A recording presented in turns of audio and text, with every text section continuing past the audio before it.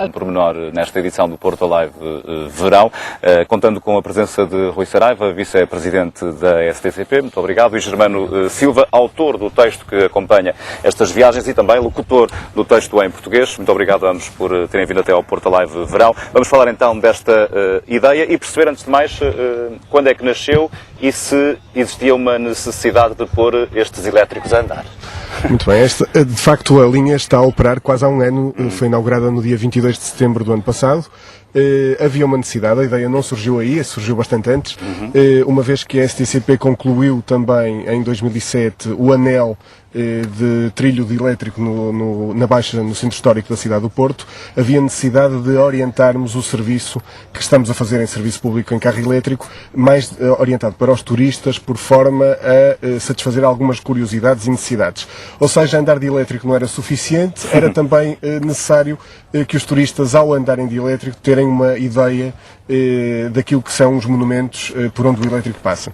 Daí que tivéssemos feito aqui o convite ao Germano para se associar a nós num pouco a montagem deste produto, que se chama Porto Tram City Tour, e na descrição e na montagem dos textos, que de certa forma são transmitidos aos turistas que nos visitam. As viagens são feitas quando? Diariamente, em diversos horários? Todos os dias, iniciam-se de manhã por volta das 8h30, mais ou menos é este o horário mais abrangente, e terminam por volta das 7, 7h30 da tarde. Sendo que há 5 horários todos os dias de partida, não é? Pelo que percebo, não é?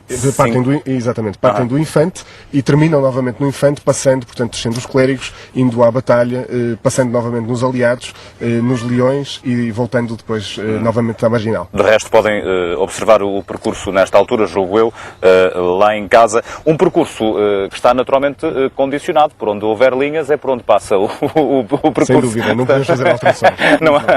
Não há nenhum tipo de alteração. Ora, assim sendo, Germano, vou perguntar-lhe, mediante estas condicionantes, que são os trilhos elétricos, por onde naturalmente os elétricos podem andar, aliás já vamos falar dos elétricos que são muito bonitos, são 2 nesta altura, mas já tenho a informação de que provavelmente serão mais num futuro. Que pontos, afinal, de grande interesse existem nestas viagens turísticas?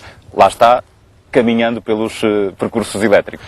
Boa tarde. O percurso foi muito bem estudado pela STCP.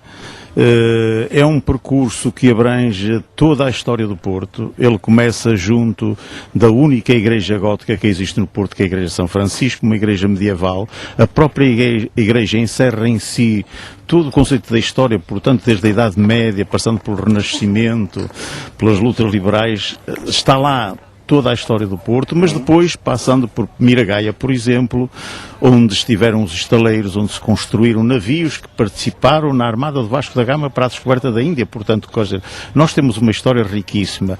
E o percurso do elétrico leva-nos, transporta-nos também através dessa história. Portanto, o neoclássico, quando passamos junto do edifício do Hospital Santo António, depois o romantismo na Rua 31 de Janeiro. Portanto, é no fundo possível dar a ideia a quem nos visita e utiliza este serviço, dar um pouco da história do Porto. Aí é que está o valor exatamente deste circuito.